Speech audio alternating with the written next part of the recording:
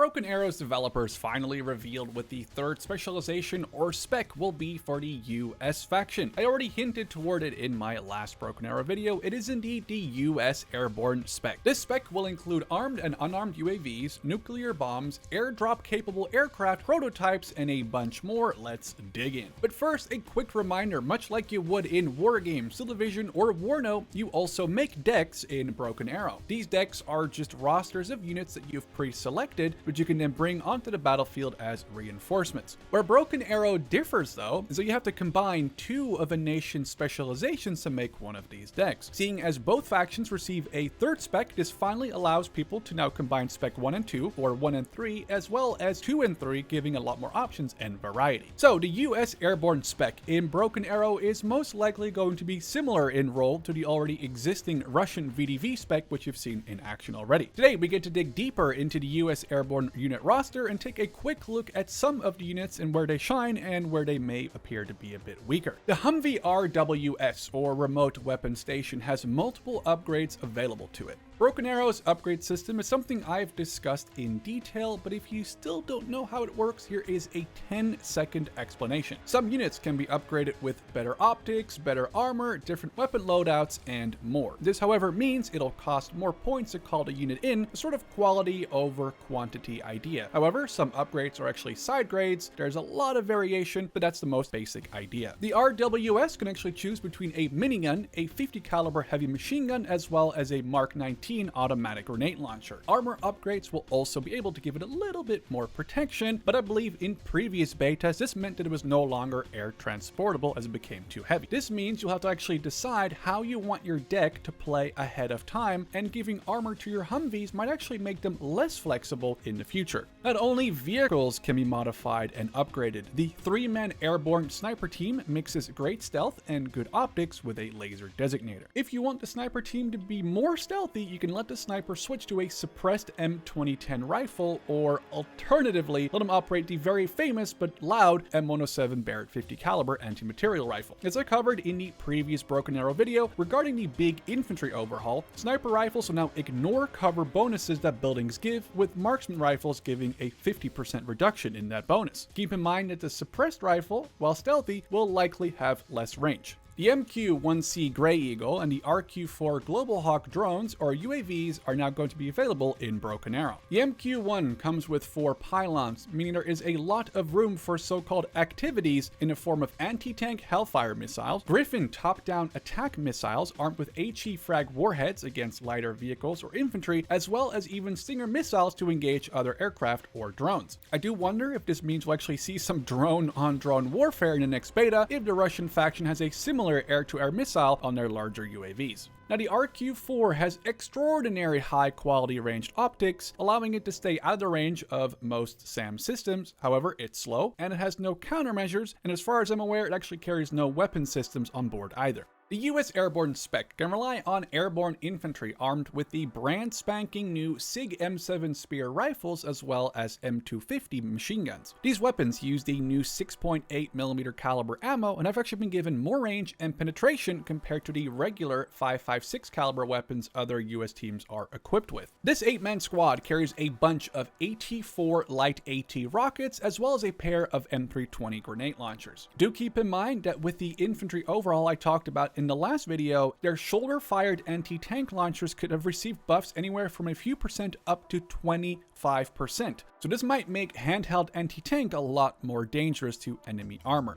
Furthermore, any hit from an infantry fired launcher will also cause a critical effect on vehicles. I think infantry might just end up being a lot more scary going forward. While the Airborne Weapons Squad, as well as the M2 Browning and Mark 19 teams, are not equipped with these fancy new 6.8mm weapons, they make up a decent support force for the Airborne Squads. The Weapons Squad has 2 M240 medium machine guns and 2 Javelin anti-tank missile launchers to watch over open terrain and cover attacking flanking or retreating airborne with a good amount of firepower, while the smaller 4-man 50 caliber or Mark 19 teams come with either 2 50s or 2 Mark 19 grenade launchers, perfect units to hold a less important area, while the weapons and airborne squads go do their job elsewhere where it's more needed. The airborne spec can also deploy a 4-man Stinger team that has 2 launchers to deal with close-in air threats, especially useful if firing from the concealment of a forest or the added cover of a building. Finally, another 4-man fire team comes equipped with the TOW ATGM system. High damage and armor penetration combined with a good range make this great for watching large open swaths of terrain. Upgrading to the TOW 2B system makes missiles explode just above the target, causing the missile's penetration stats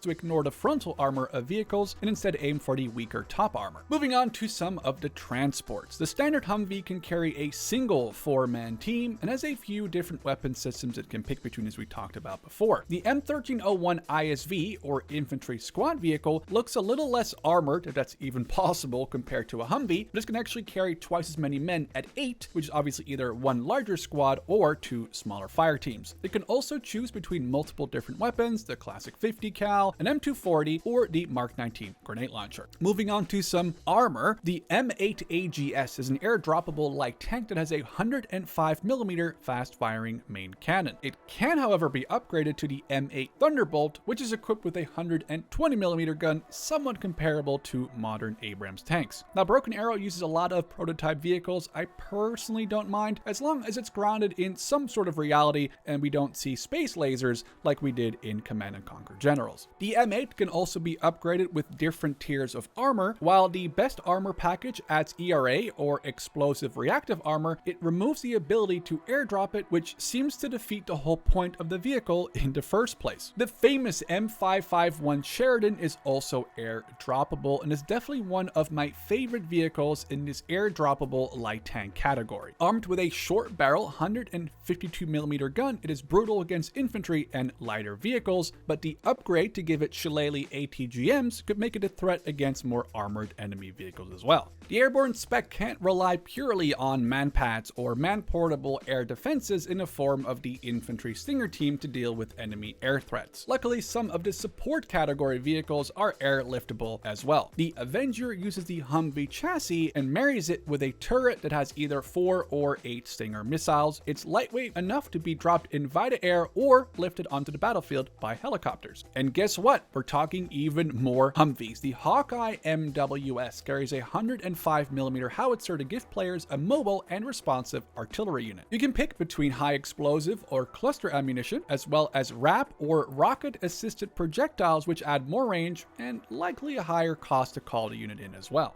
The LMTV and MTV are 2 different types of transport that the US airborne spec can rely on. While the MTV, or medium tactical vehicle, cannot be airdropped from an aircraft, it can, however, be lifted around the battlefield by a Chinook helicopter. This vehicle can be given extra armor, and a standard selection of US vehicle weapons can be given to it, the 50 cal, the M240 MG, or the Mark 19 AGL. The LMTV, or light medium tactical vehicle, I have no clue who names these things, carries less cargo compared to its bigger brother, but it can be airdropped from aircraft as long as you forego the armor upgrade. Now, if we take the MTV, strip everything off of it, and add an M777 155mm howitzer to the back, you have the Brutus. Then the SLAMRAAM, or SLAMRAAM, is a variant of the MTV equipped with anti-aircraft missiles. Decisions will have to be made when you pick this vehicle in your deck though, as you can pick between 4 or 6 AMRAAM radar-guided missiles which are made to intercept jets and even enemy missiles, or a mix of 4 AMRAAMs and 2 AIM-9s which can aid in a fight against enemy helicopters as well. Of course, when you talk about helicopters, the US airborne spec couldn't go without the helicopters, and that's what's next on the list. The iconic UH-60 Black Hawk can carry up to 12 men and lift 4 tons of cargo, which is enough capacity to lift a Humvee, ISV, or a few other light vehicles that actually may be from other specs. Keep in mind you are combining the airborne spec with a different one every single time. The Black Hawk can be upgraded with different defensive weapons like the M240 machine guns, GAU-17 miniguns, or even GAU-21s, which are basically fast-firing 50 caliber heavy machine guns. The AH-64 Apache and Longbow variants come with all sorts of upgrades and choices, Hellfire guided missiles, dumbfire Hydra rockets, and more. The Longbow upgraded AH-64s allow Hellfires to be fired and forgotten, meaning that if the helicopter loses sight of the target, or even if the helicopter gets destroyed, the missile will find a target regardless. The CH-47 Chinook is one of the fastest helicopters in the game and can carry more than 3 times the weight limit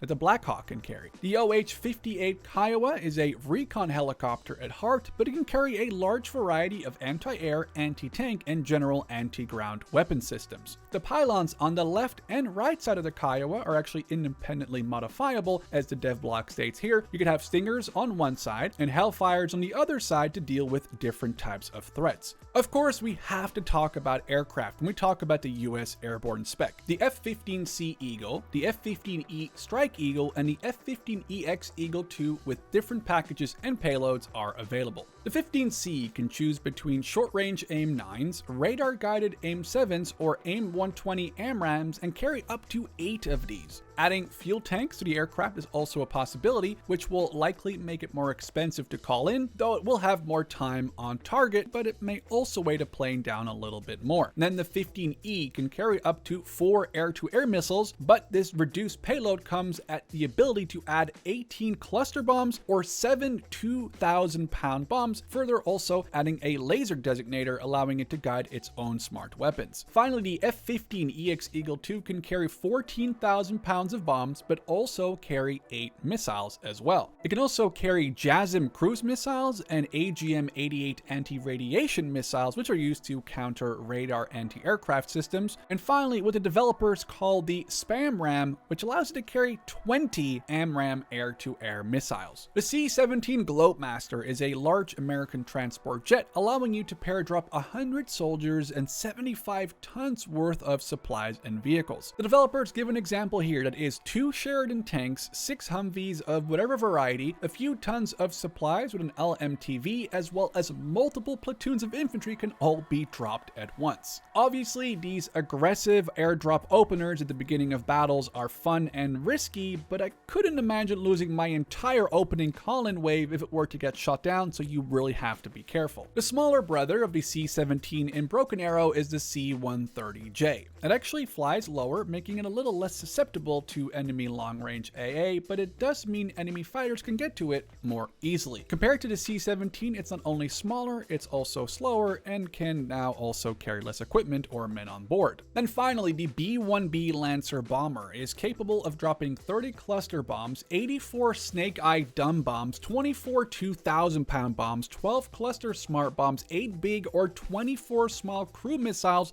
and finally, it can also drop the dreaded B-61 nuclear bomb. With the Russian and American factions now both getting access to nukes, I am looking forward to how they will work in Broken Arrow. Unlike World in Conflict, these nukes can be shot down, or at least their delivery aircraft can, if not the weapon itself while it's in flight to the target. It will probably be really expensive to call one of these planes in, but assuming it hits the target, it may be worth the points and the risk. So while this is obviously not every single unit in the US Airborne spec, it gives you an idea of what you can expect when the open beta goes live around November 12th. I am super excited to try and mix this new Airborne spec with the other 2 we already have available in game, and I can't wait to see what the new Russian spec will be that we both get to try out in the next beta as well. What do you think? Are you going to jump into the beta next month? Did you see any units in this video that you definitely want to give a shot, or are you missing a few particular ones? Let me know down in the comments and I'll catch you in the next one.